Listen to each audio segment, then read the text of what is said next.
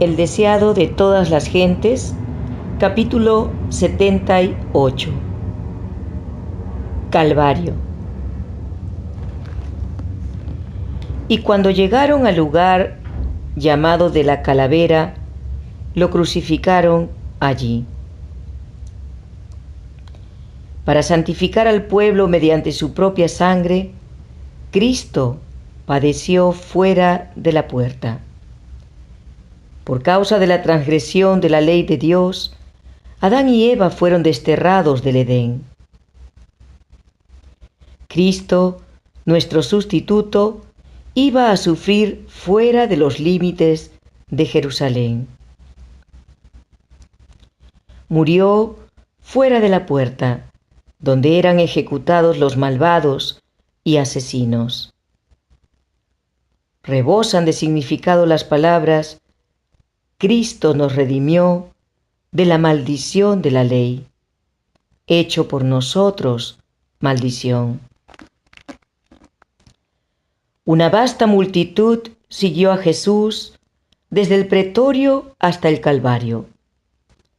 Las nuevas de su condena se habían difundido por toda Jerusalén, y personas de todas clases y jerarquías acudieron al lugar de su ejecución.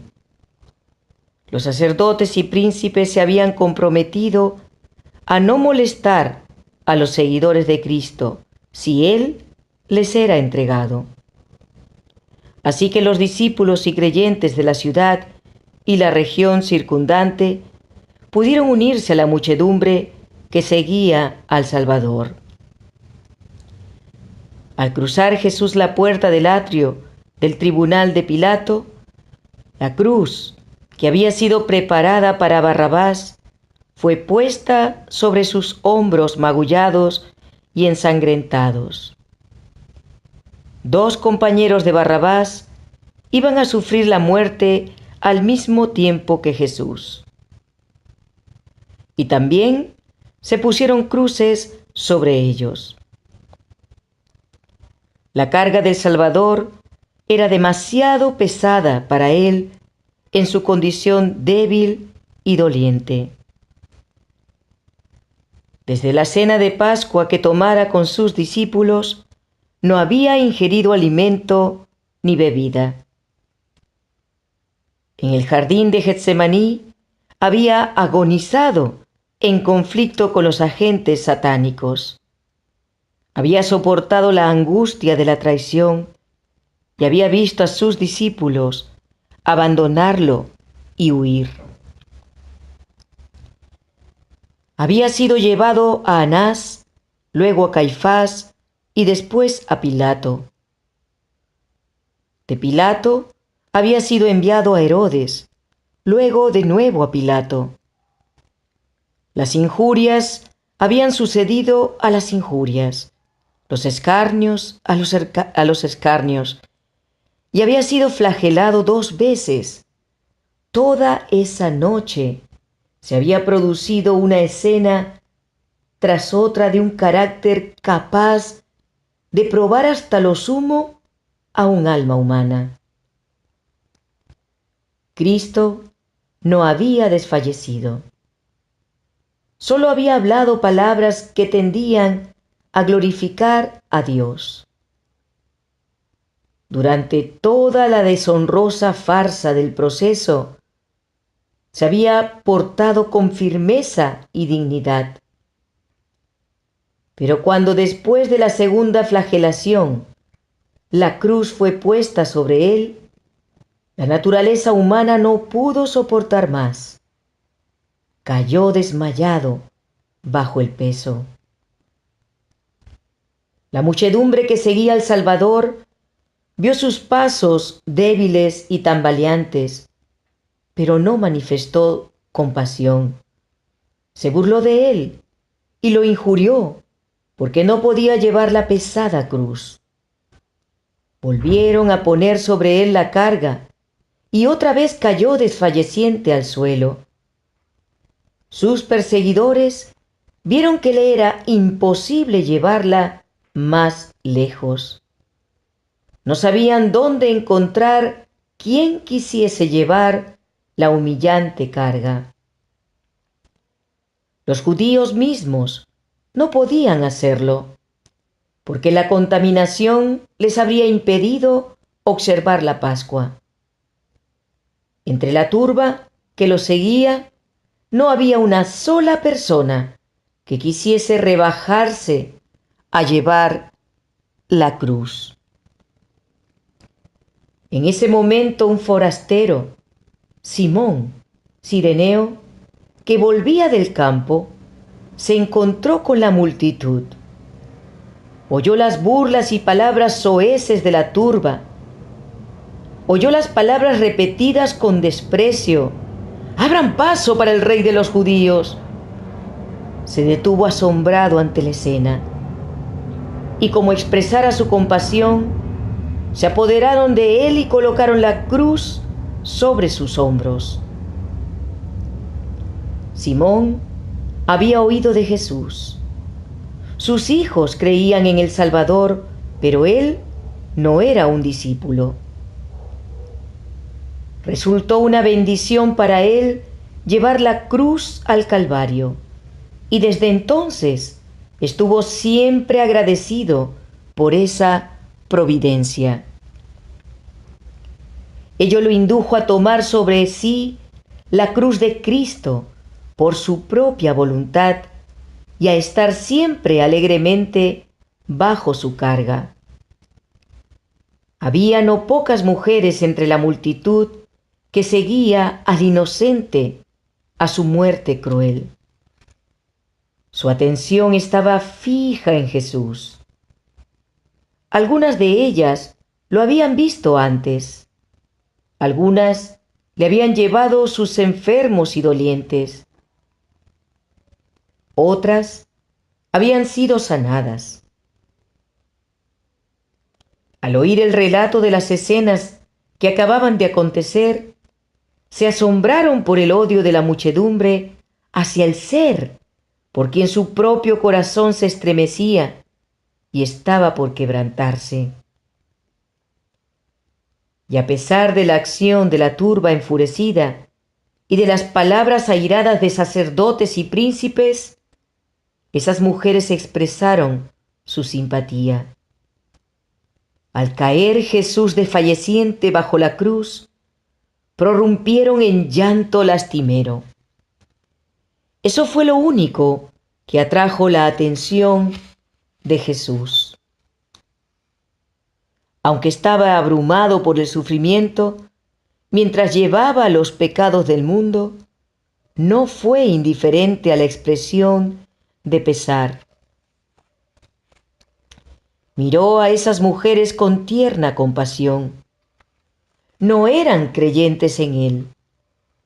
Sabía que no lo compadecían como enviado de Dios, sino que eran movidas por sentimientos de compasión humana.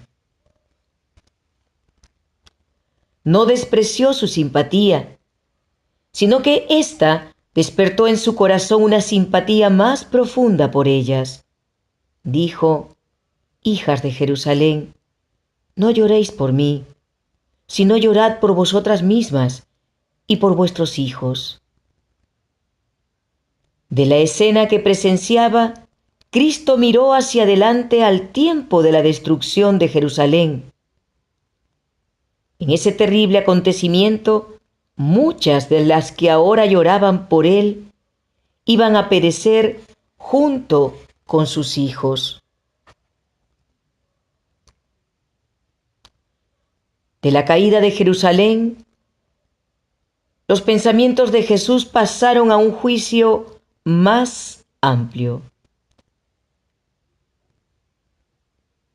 En la destrucción de la ciudad impenitente, vio un símbolo de la destrucción final que caerá sobre el mundo. Dijo: «Entonces comenzarán a decir a los montes: caed sobre nosotros, y a los collados: cubridnos. Porque si en el árbol verde hacen estas cosas, en el seco, ¿qué no se hará?». Por medio del árbol verde, Jesús se representó a sí mismo. el Redentor inocente.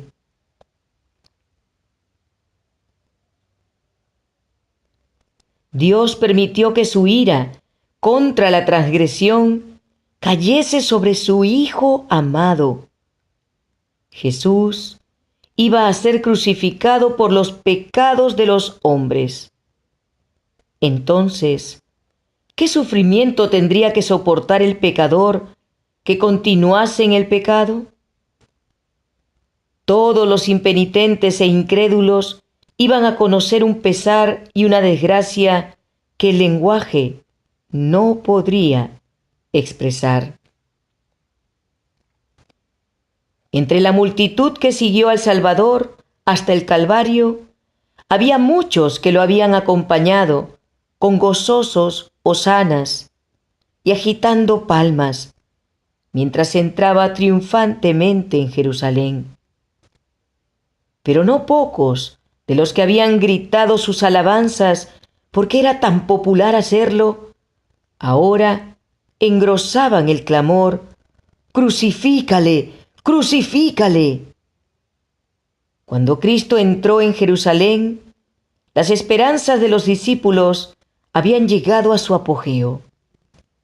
Se habían agolpado en derredor de su Maestro, sintiendo que era un alto honor estar relacionados con él. Ahora, en su humillación, lo seguían de lejos. Estaban llenos de pesar y agobiados por las esperanzas frustradas.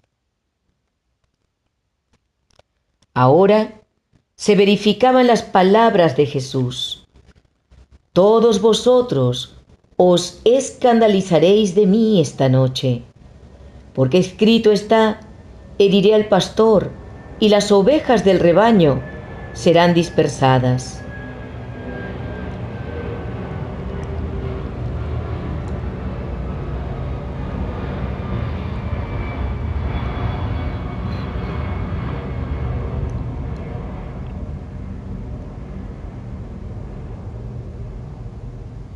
Al llegar al lugar de la ejecución, los presos fueron atados a los instrumentos de tortura. Los dos ladrones se debatieron en las manos de quienes los ponían sobre la cruz. Pero Jesús no ofreció resistencia. La madre de Jesús, sostenida por el amado discípulo Juan, había seguido las pisadas de su hijo hasta el Calvario. Lo había visto desmayar bajo el peso de la cruz y había anhelado sostener con su mano la cabeza herida y limpiar la frente que una vez se reclinara en su seno. Pero no se le permitió ese triste privilegio. Junto con los discípulos, todavía acariciaba la esperanza de que Jesús manifestase su poder y se librara de sus enemigos. Pero su corazón volvió a desfallecer al recordar las palabras con que Jesús había predicho las mismas escenas que estaban ocurriendo. Mientras ataban a los ladrones a la cruz, miró con ansiedad agonizante. ¿Dejaría que se lo crucificase el que había dado vida a los muertos? ¿Se sometería el Hijo de Dios a esta muerte cruel? ¿Debía ella renunciar a su fe de que Jesús era el Mesías? ¿Tenía ella que presenciar su oprobio y pesar sin tener siquiera el privilegio de servirlo en su angustia? Vio sus manos extendidas sobre la cruz. Se trajeron el martillo y los clavos, y mientras los largos clavos atravesaban la tierna carne, los afligidos discípulos apartaron de la cruel escena el cuerpo desfalleciente de la madre de Jesús. El Salvador no dejó oír un murmullo de queja. Su rostro permanecía sereno, pero había grandes gotas de sudor sobre su frente. No hubo mano compasiva que enjuagase el rocío de la muerte de su rostro, ni se oyeron palabras de simpatía y fidelidad inquebrantable que sostuvieran su corazón humano. Mientras los soldados estaban realizando su terrible obra, Jesús oró por sus enemigos. Padre, perdónalos, porque no saben lo que hacen. Su mente se apartó de sus propios sufrimientos para pensar en el pecado de sus perseguidores y en la terrible retribución que les tocaría. No invocó maldición alguna sobre los soldados que lo maltrataban tan rudamente. No invocó venganza alguna sobre los sacerdotes y príncipes que se regocijaban por haber logrado su propósito. Cristo se compadeció de ellos en su ignorancia y culpa. Solo exhaló una súplica para que fuesen perdonados, porque no saben lo que hacen. Si hubiesen sabido que estaban torturando a quien había venido para salvar a la raza pecadora de la ruina eterna, el remordimiento y el horror se habrían apoderado de ellos. Pero su ignorancia no suprimió su culpabilidad, porque habían tenido el privilegio de conocer y aceptar a Jesús como su Salvador. Algunos todavía iban a ver su pecado y arrepentirse y convertirse. Otros, por su impenitencia, iban a hacer imposible que fuese contestada la oración de Cristo en su favor. Pero asimismo se cumplía el propósito de Dios. Jesús estaba adquiriendo el derecho de ser abogado de los hombres en la presencia del Padre. Esa oración de Cristo por sus enemigos abarcaba al mundo. Abarcaba a todo pecador que hubiese vivido desde el principio del mundo o fuese a vivir hasta el fin del tiempo. Sobre todos recae la culpabilidad de la crucifixión del Hijo de Dios. A todos se ofrece libremente el perdón. El que quiere puede tener paz con Dios y heredar la vida eterna. Tan pronto como Jesús estuvo clavado en la cruz, ésta fue levantada por hombres fuertes y plantada con gran violencia en el hoyo preparado para ella. Esto causó la más intensa agonía al Hijo de Dios. Pilato escribió una inscripción en hebreo, griego y latín, y la colocó sobre la cruz, más arriba de la cabeza de Jesús. Decía: Jesús Nazareno, Rey de los judíos. Esa inscripción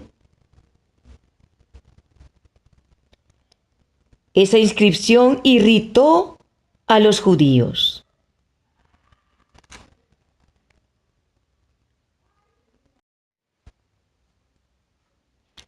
En el tribunal de Pilato habían clamado: «Crucifícale. No tenemos más rey que a César». Habían declarado que quien reconociese a otro rey era traidor. Pilato escribió el sentimiento que había expresado. No se mencionaba delito alguno, excepto que Jesús era rey de los judíos. La inscripción era un reconocimiento virtual de la fidelidad de los judíos al poder romano. Declaraba que cualquiera que aseverase ser rey de Israel sería juzgado por ellos como digno de muerte. Los sacerdotes se habían excedido. Cuando maquinaban la muerte de Cristo, Caifás había declarado convenientemente que un hombre muriese para salvar. Cuando maquinaban la muerte de Cristo, Caifás había declarado conveniente que un hombre muriese para salvar a la nación. Ahora su hipocresía quedó revelada. Con el fin de destruir a Cristo, habían estado dispuestos a sacrificar incluso su existencia nacional. Los sacerdotes vieron lo que habían hecho y pidieron a Pilato que cambiase la inscripción. Dijeron: no escribas rey de los judíos, sino que él dijo: soy rey de los judíos. Pero Pilato estaba enojado consigo mismo por causa de su debilidad anterior y despreciaba completamente a los celosos y arteros sacerdotes y príncipes. Respondió fríamente: lo que he escrito, he escrito. Un poder superior a Pilato y a los judíos había dirigido la colocación de esa inscripción por sobre la cabeza de Jesús. En la providencia de Dios, tenía que incitar a la reflexión e investigación de las Escrituras. El lugar donde Cristo fue crucificado se hallaba cerca de la ciudad. Miles de personas de todos los países estaban entonces en Jerusalén, y la inscripción que declaraba Mesías a Jesús de Nazaret iba a llegar a su conocimiento. Era una verdad viva, transcrita por una mano que Dios había guiado. En los sufrimientos de Cristo en la cruz se cumplía la profecía. Siglos antes de la crucifixión, el Salvador había predicho el trato que iba a recibir. Dijo: porque perros me han rodeado, me ha cercado cuadrilla de malignos, horadaron mis manos y mis pies. Contar puedo todos mis huesos. Entre tanto, ellos me miran y me observan. Repartieron entre sí mis vestidos y sobre mi ropa echaron suertes.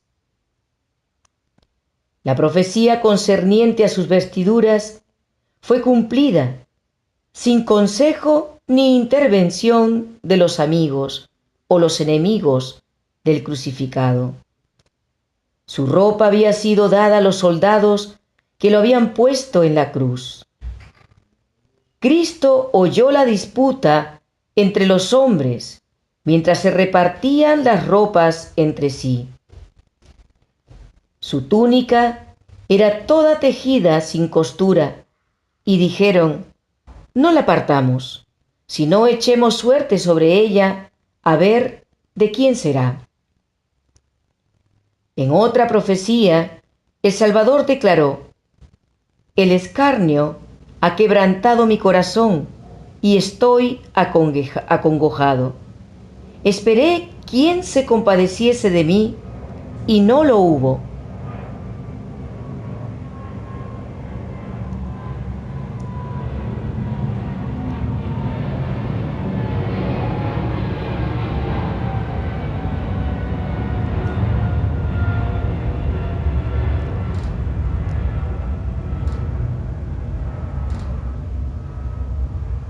En otra profecía, el Salvador declaró: el escarnio ha quebrantado mi corazón y estoy acongojado. Esperé quién se compadeciese de mí, y no lo hubo, y consoladores, y ninguno hubo. Me pusieron además hiel por comida, y en mi sed me dieron a beber vinagre. Era permitido dar a los que sufrían la muerte de cruz una porción estupefaciente que amortiguase la sensación del dolor. Esa poción fue ofrecida a Jesús, pero al probarla la rehusó. No quería recibir algo que turbase su mente. Su fe debía mantenerse firme, aferrado a Dios. Era su única fortaleza. Embotar su sentido sería dar una ventaja a Satanás. Los enemigos de Jesús desahogaron su ira sobre él mientras pendía de la cruz. Sacerdotes, príncipes y escribas se unieron a la muchedumbre para burlarse del Salvador moribundo. En ocasión del bautismo y de la transfiguración, se había oído la voz de Dios proclamar a Cristo como su Hijo. Nuevamente, precisamente antes de la traición a Cristo, el Padre había hablado y atestiguado su divinidad. Pero ahora la voz del cielo callaba. Ningún testimonio se oía en favor de Cristo. Solo sufría los ultrajes y las burlas de los hombres perversos. Ningún testimonio se oía en favor de Cristo. Solo sufría los ultrajes y las burlas de los hombres perversos. Decían: si eres hijo de Dios, desciende de la cruz. Sálvese así si este es el Mesías, el escogido de Dios. En el desierto de la tentación, Satanás había declarado: si eres hijo de Dios, di que estas piedras se conviertan en pan. Si eres hijo de Dios, échate abajo, desde el pináculo del templo. Y Satanás, con ángeles suyos en forma humana, estaba presente al lado de la cruz. El enemigo mortal y sus huestes cooperaban con los sacerdotes y príncipes. Los maestros del pueblo habían incitado a la turba ignorante a pronunciar juicio contra uno a quien muchos no habían visto hasta que se los instó a que diesen testimonio contra él. Los sacerdotes, los príncipes, los fariseos y el populacho empedernido estaban confederados en un frenesí satánico.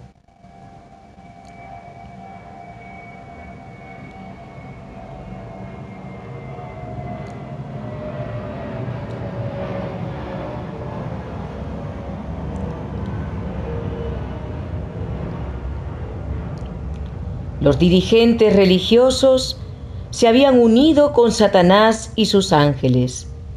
Estaban cumpliendo sus órdenes. Jesús, sufriente y moribundo, oía cada palabra mientras los sacerdotes declaraban: a otro salvó, a sí mismo no se puede salvar. Jesús, sufriente y moribundo, oía cada palabra mientras los sacerdotes declaraban: a otro salvó, a sí mismo no puede salvarse. Si es el Rey de Israel, descienda ahora de la cruz y creeremos en él. Cristo podría haber descendido de la cruz, pero por el hecho de que no quiso salvarse a sí mismo, es que el pecador tiene esperanza de perdón y favor con Dios. Cristo podría haber descendido de la cruz, pero por el hecho de que no quiso salvarse a sí mismo, es que el pecador tiene esperanza de perdón y favor con Dios. Mientras se burlaban del Salvador, los hombres que profesaban ser expositores de la profecía repetían las mismas palabras que la inspiración había predicho que pronunciarían en esta ocasión.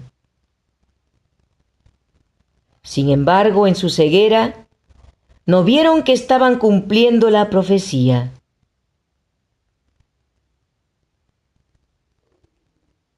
Los que con irrisión dijeron: «Confió en Dios, líbrelo ahora si lo quiere, porque ha dicho: soy hijo de Dios».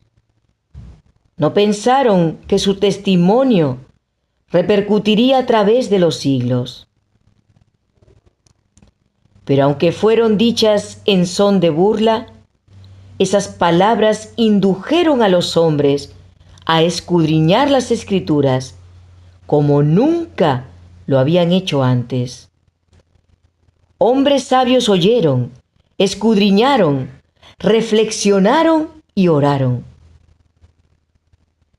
Hubo quienes no descansaron hasta que por la comparación de un pasaje de la Escritura con otro, vieron el significado de la misión de Cristo.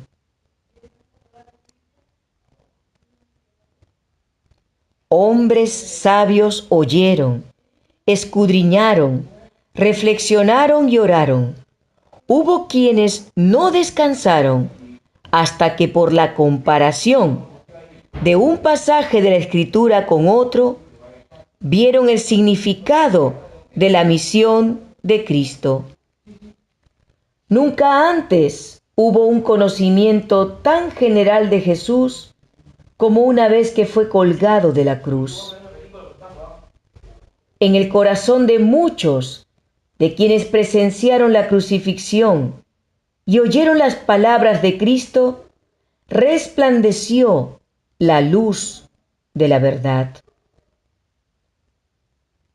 Durante su agonía sobre la cruz, llegó a Jesús un rayo de consuelo. Fue la petición del ladrón arrepentido. Los dos hombres crucificados con Jesús se habían burlado de él al principio, y por efecto del padecimiento, uno de ellos se volvió más desesperado y desafiante. Pero no sucedió así con su compañero. Ese hombre no era un criminal empedernido. Había sido extraviado por las malas compañías, pero era menos culpable que muchos de quienes estaban al lado de la cruz, injuriando al Salvador. Había visto y oído a Jesús y se había convencido por causa de su enseñanza, pero había sido desviado de él por los sacerdotes y príncipes. Procurando ahogar su convicción, se había hundido más y más en el pecado, hasta que fue arrestado, juzgado como criminal y condenado a morir en la cruz. En el tribunal y en el camino al Calvario había estado en compañía de Jesús. Había oído a Pilato declarar: «Ningún delito hallo en él». Había notado su porte divino y el espíritu compasivo de perdón que manifestaba hacia quienes lo atormentaban. En la cruz ve a los muchos que hacen gran profesión de religión sacarle la lengua con escarnio y ridiculizar al Señor Jesús. Ve las cabezas que se burlan. Oye cómo su compañero de culpabilidad repite las palabras de reproche. «Si tú eres el Cristo, sálvate a ti mismo y a nosotros». Entre los que pasan, oye a muchos que defienden a Jesús. Los oye repetir sus palabras y hablar de sus obras. Penetra de nuevo en su corazón la convicción de que es el Cristo.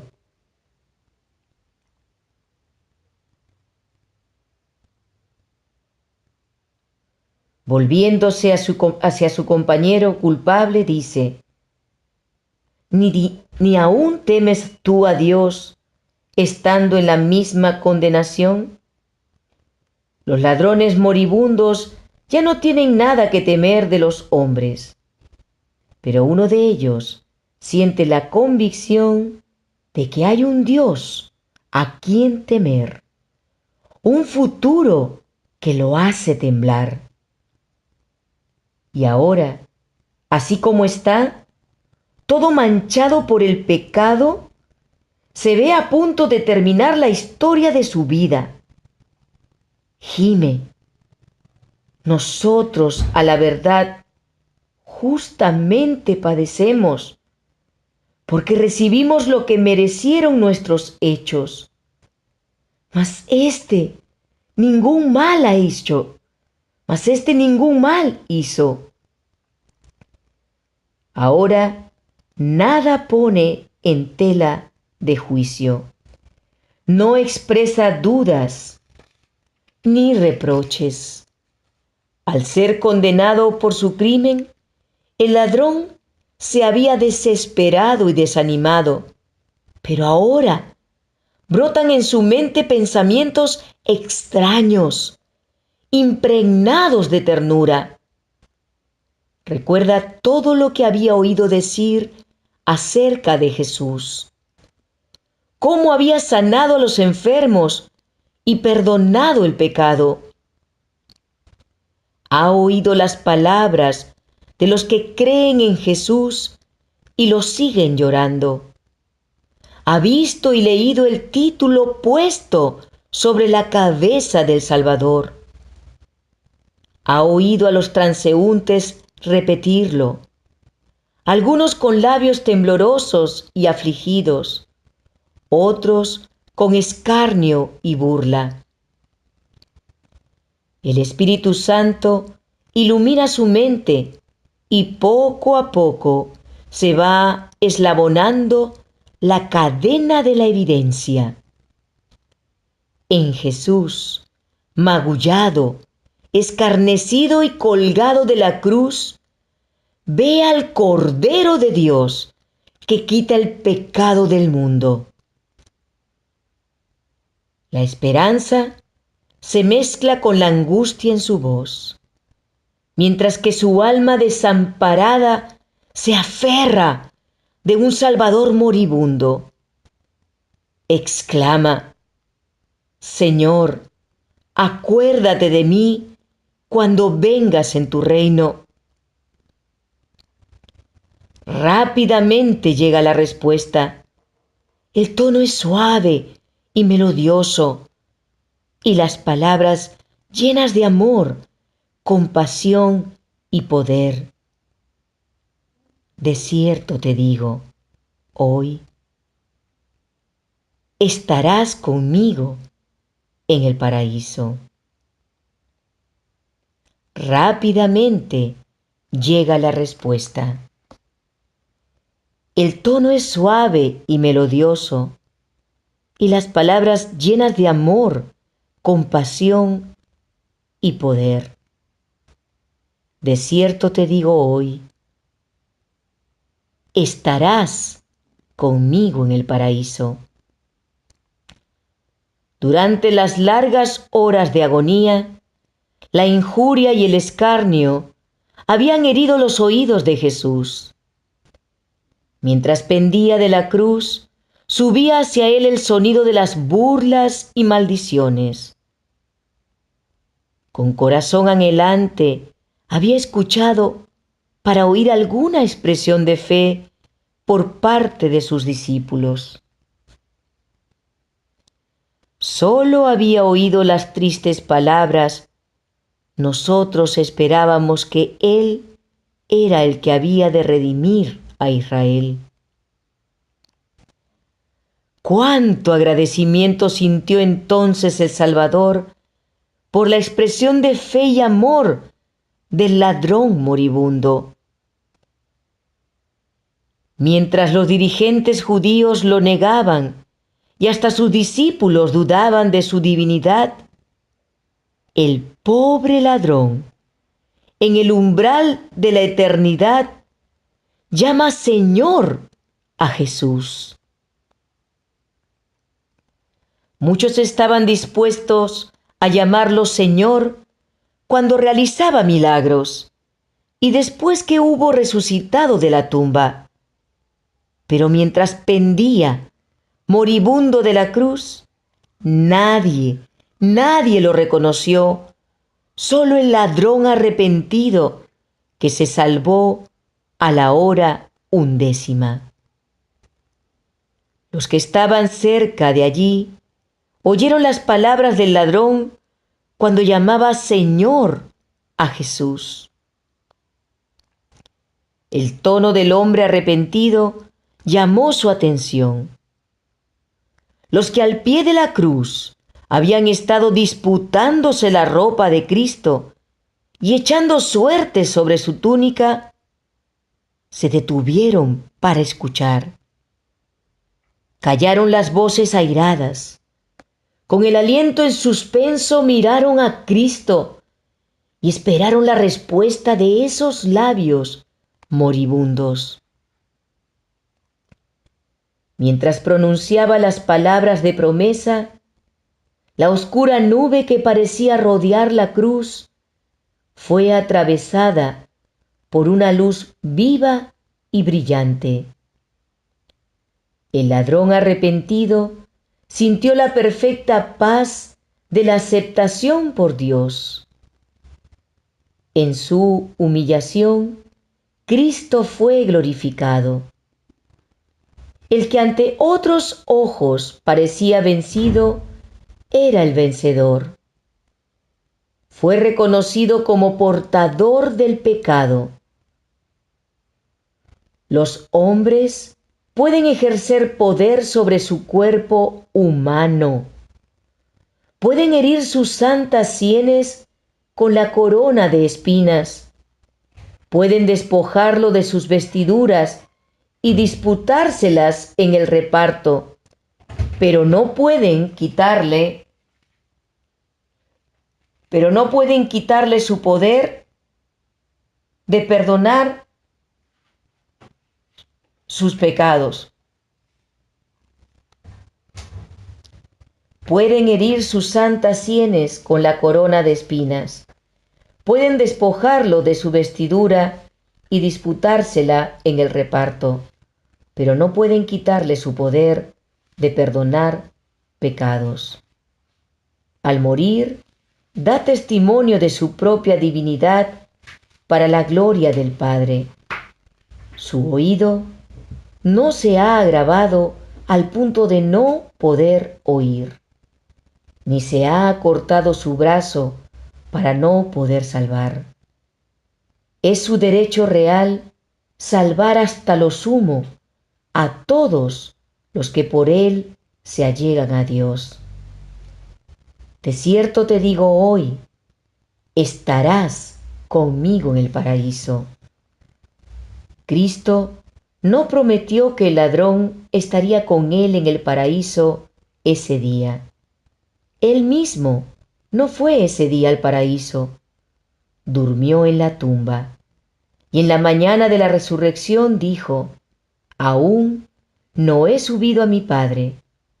Pero en el día de la crucifixión, el día de la derrota y tinieblas aparentes, formuló la promesa: hoy, mientras moría en la cruz como malhechor, Cristo aseguró al pobre pecador: estarás conmigo en el paraíso. Los ladrones crucificados con Jesús estaban uno a cada lado y Jesús en medio. Así se había dispuesto por indicación de los sacerdotes y príncipes. La posición de Cristo entre los ladrones debía indicar que era el mayor criminal de los tres. Así se cumplía el pasaje: fue contado con los pecadores. Pero los sacerdotes no podían ver el pleno significado de su acto. Así como Jesús, crucificado con los ladrones, fue puesto en medio, así su cruz fue puesta en medio de un mundo que yacía en el pecado. Y las palabras de perdón dirigidas al ladrón arrepentido encendieron una luz que brillará hasta los más remotos confines de la tierra. Con asombro, los ángeles contemplaron el amor infinito de Jesús, quien, sufriendo la más intensa agonía mental y corporal, pensó solo en los demás y animó al alma penitente a creer. En su humillación se había dirigido como profeta a las hijas de Jerusalén.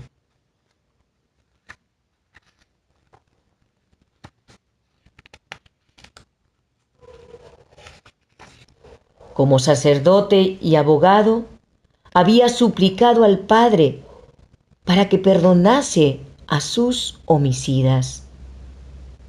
Como Salvador amante, había perdonado los pecados del ladrón arrepentido. Mientras la mirada de Jesús recorría la multitud que lo rodeaba, una figura llamó su atención.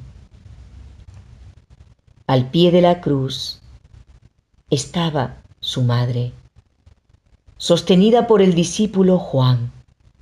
Ella no podía permanecer lejos de su hijo, y Juan, sabiendo que el fin se acercaba, la había traído de nuevo al lado de la cruz.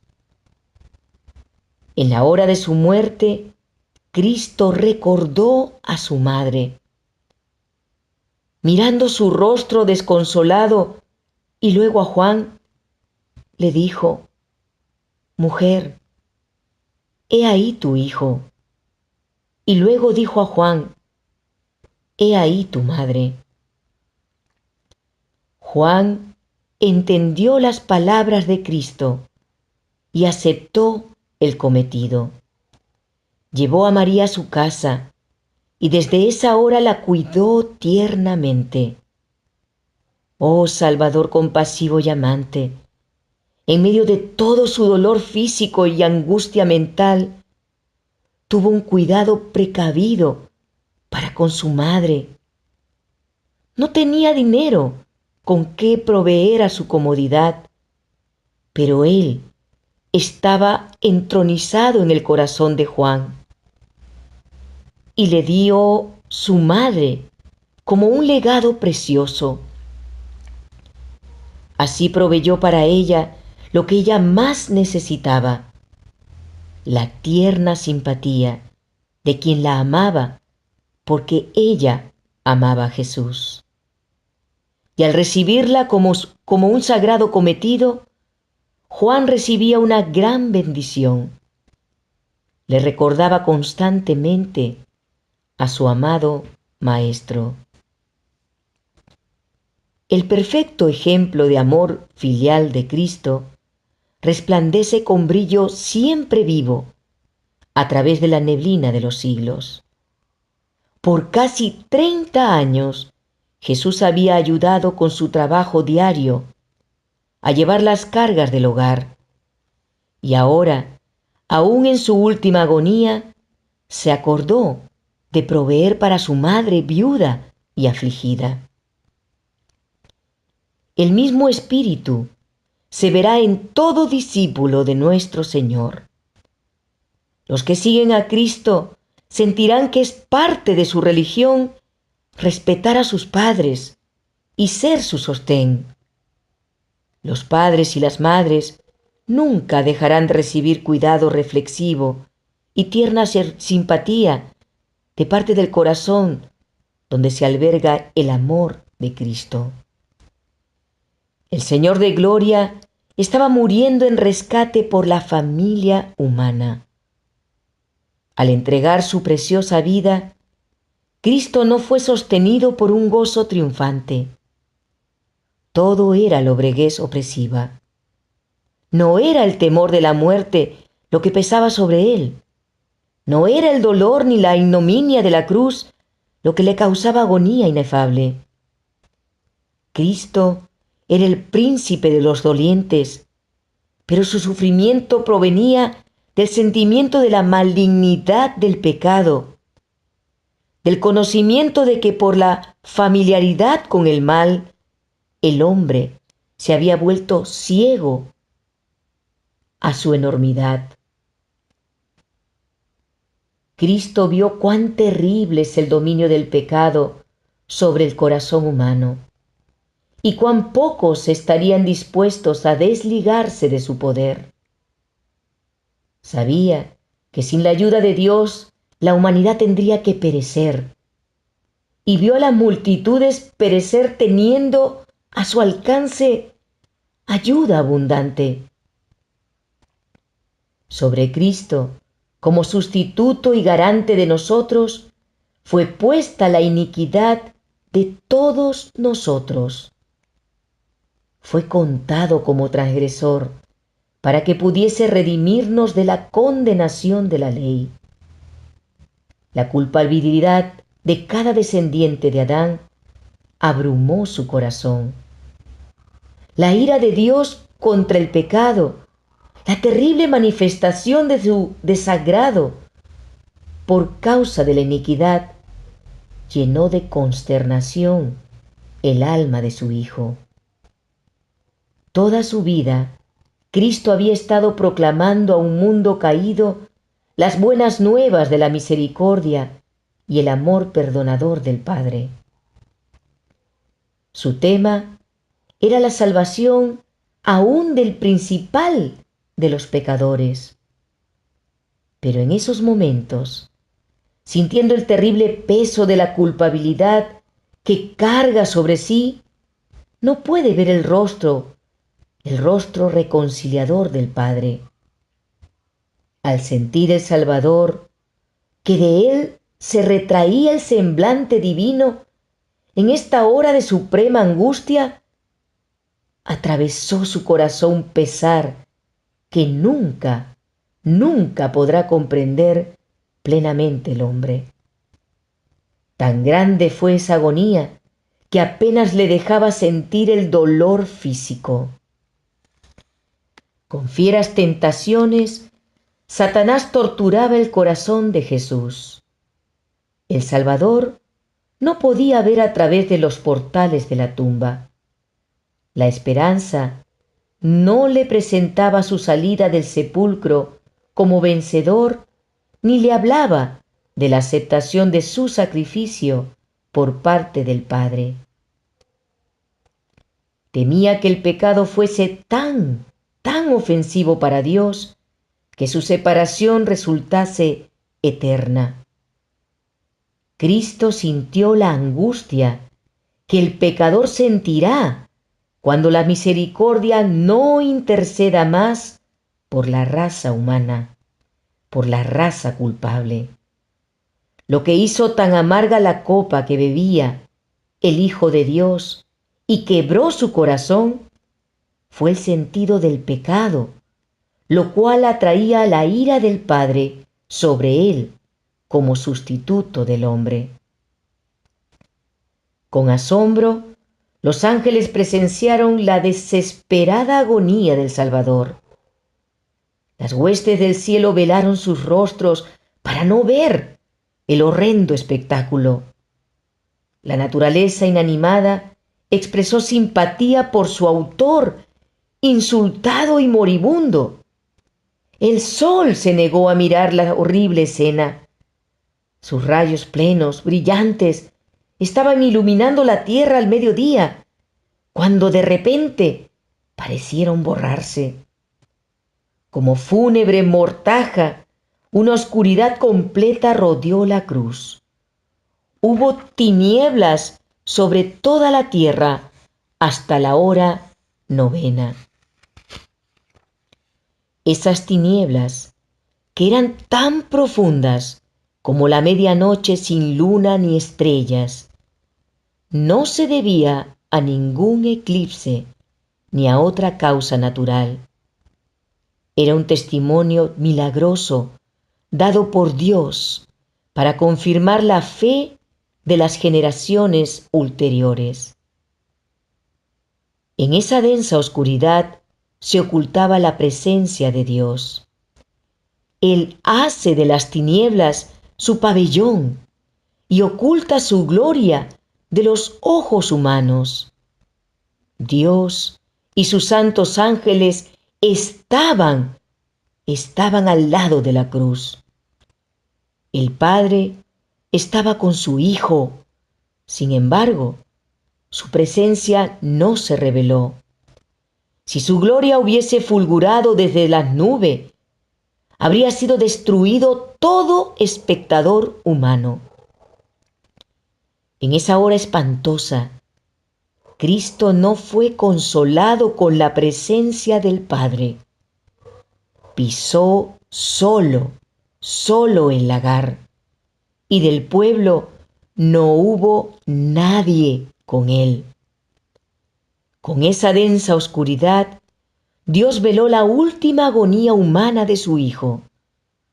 Todos los que habían visto sufrir a Cristo estaban convencidos de su divinidad.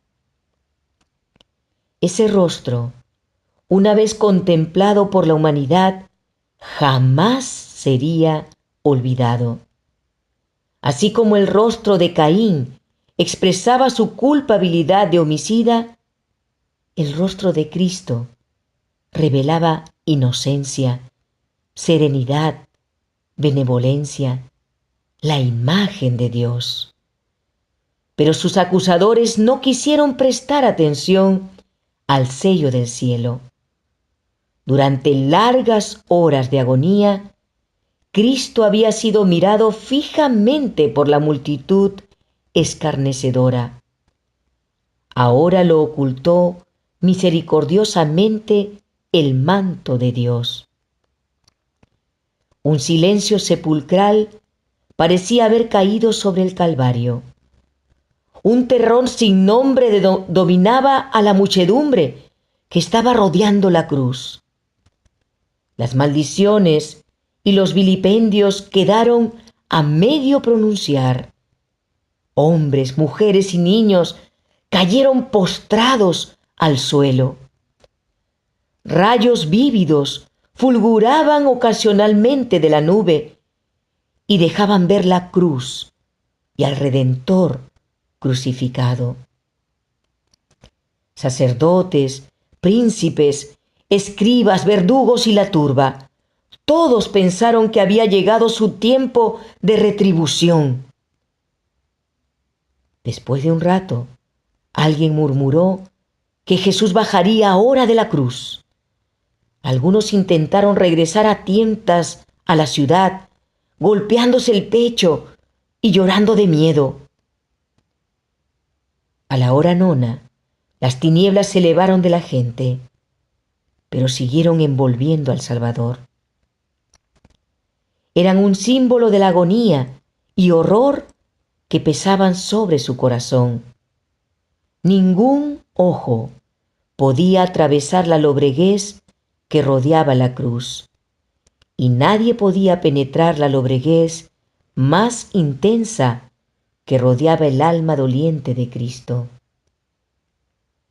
Los airados rayos parecían lanzados contra él mientras pendía de la cruz. Entonces Jesús clamó a gran voz, diciendo: Eloí, Eloí, lama sabactaní. Dios mío, ¿por qué me has desamparado? Cuando la lobreguez exterior se asentó en derredor del Salvador, muchas voces exclamaron: ¡La venganza del cielo está sobre él! Los rayos de la ira de Dios son lanzados contra él porque se declaró Hijo de Dios. Muchos que creían en él oyeron su clamor desesperado. La esperanza los abandonó. Si Dios había abandonado a Jesús, ¿en quién podían confiar sus seguidores? Cuando las tinieblas se alzaron del espíritu oprimido de Cristo, recrudeció su sentido de los sufrimientos físicos y dijo: «Tengo sed». Uno de los soldados romanos, movido a compasión al mirar sus labios resecos, colocó una esponja en un tallo de hisopo y, sumergiéndola en un vaso de vinagre, se la ofreció a Jesús. Pero los sacerdotes se burlaron de su agonía. Cuando las tinieblas cubrieron la tierra, se habían llenado de temor, pero al disiparse su terror, volvieron a temer que Jesús aún se les escapase. Interpretaron mal sus palabras: «Elí, Elí, lama sabactaní». Con amargo desprecio y escarnio dijeron: «A Elías llama éste». Rechazaron la última oportunidad de aliviar sus sufrimientos. Dijeron: veamos si viene Elías a librarlo. El Inmaculado Hijo de Dios pendía de la cruz y su carne estaba lacerada por los azotes. Esas manos que tantas veces se habían extendido para bendecir, estaban clavadas a los maderos. Esos pies tan incansables en los ministerios de amor, también estaban clavados a la cruz. Esa cabeza real estaba herida por la corona de espinas.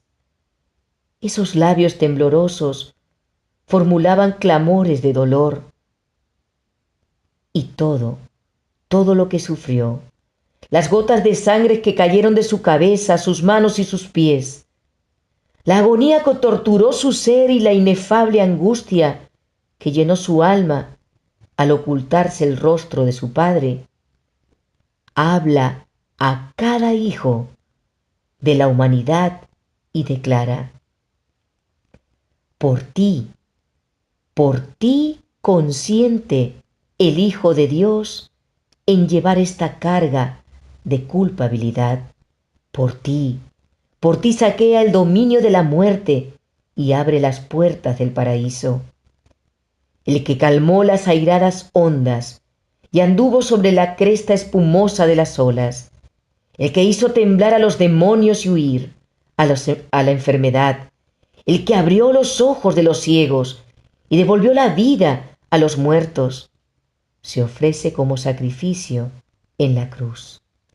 Y eso por amor a ti. Él, el portador del pecado, soporta la ira de la justicia divina y por causa tuya se hace pecado. Los espectadores miraron en silencio el fin de la terrible escena. El sol resplandecía, pero la cruz todavía estaba envuelta en tinieblas. Los sacerdotes y príncipes miraban hacia Jerusalén, y he aquí, la nube densa se había sentado sobre la ciudad y las llanuras de Judea. El sol de justicia, la luz del mundo, retiraba sus rayos de Jerusalén, la que una vez fuera la ciudad favorecida. Los fieros rayos de la ira de Dios están siendo dirigidos contra la ciudad condenada. De repente, la lobreguez se apartó de la cruz, y en tonos claros como de trompeta que parecían repercutir por toda la creación, Jesús exclamó: «Consumado es. Padre, en tus manos encomiendo mi espíritu». Una luz circulló la cruz, y el rostro del Salvador brilló con una gloria como la del sol. Entonces inclinó la cabeza sobre su pecho y murió. En medio de las terribles tinieblas, aparentemente abandonado de Dios, Cristo había apurado las últimas heces de la copa de la desgracia humana. En esas terribles horas había confiado en la evidencia que antes recibiera de que era aceptado por su Padre. Conocía el carácter de su Padre, entendía su justicia, su misericordia y su amor. Por medio de la fe, confió en quien siempre había sido su gozo obedecer. Y mientras sumiso se confiaba a Dios, desapareció la sensación de haber perdido el favor de su Padre. Cristo fue vencedor por medio de la fe. Nunca antes había presenciado la tierra una escena tal. La multitud permanecía paralizada y con aliento en suspenso miraba fijamente al Salvador. Otra vez descendieron tinieblas sobre la tierra y se oyó un ronco rumor, como de un fuerte trueno. Se produjo un violento terremoto que hizo caer a la gente en racimos. Siguió la más frenética confusión y consternación. En las montañas circundantes se partieron rocas que bajaron con fragor a las llanuras. Se abrieron los sepulcros y los muertos fueron arrojados de sus tumbas. La creación parecía estremecerse hasta los átomos. Príncipes, gobernantes, soldados, verdugos y pueblo, mudos de terror, yacían postrados en el suelo. Cuando los labios de Cristo exhalaron el fuerte grito, «Consumado es», los sacerdotes estaban oficiando en el templo. Era la hora del sacrificio vespertino. El cordero que representaba a Cristo había sido traído para matarlo. Ataviado con sus vestiduras significativas y bellas, el sacerdote estaba con el cuchillo levantado, como Abraham, a punto de matar a su hijo. Con intenso interés, el pueblo estaba mirando, pero la tierra tembló y se agitó, porque el Señor mismo se acercaba. Con un ruido desgarrador, el velo interior del templo fue rasgado de arriba abajo por una mano invisible y dejó expuesto a la mirada de la multitud un lugar que una vez fuera llenado con la presencia de Dios.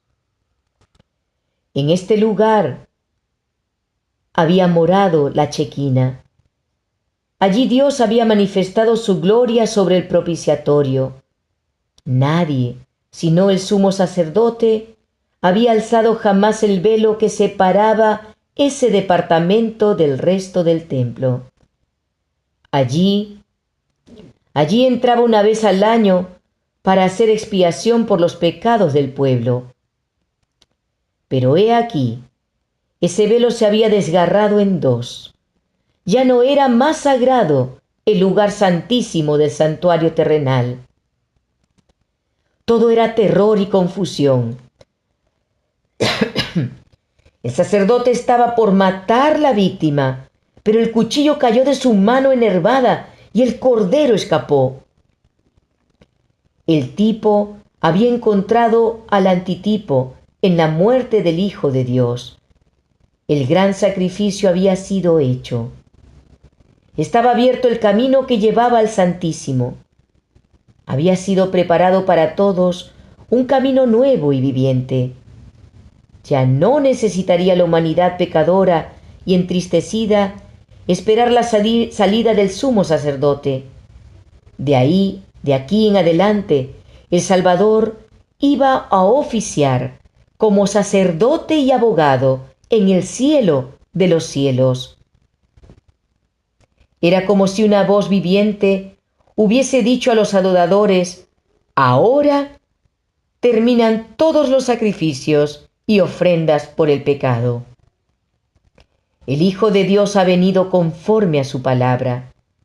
He aquí que vengo, oh Dios, para hacer tu voluntad, como en el rollo del libro está escrito de mí.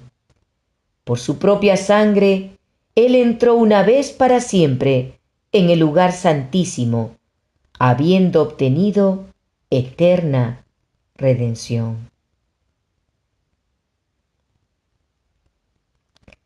De aquí en adelante, el Salvador iba a oficiar como sacerdote y abogado en el cielo de los cielos.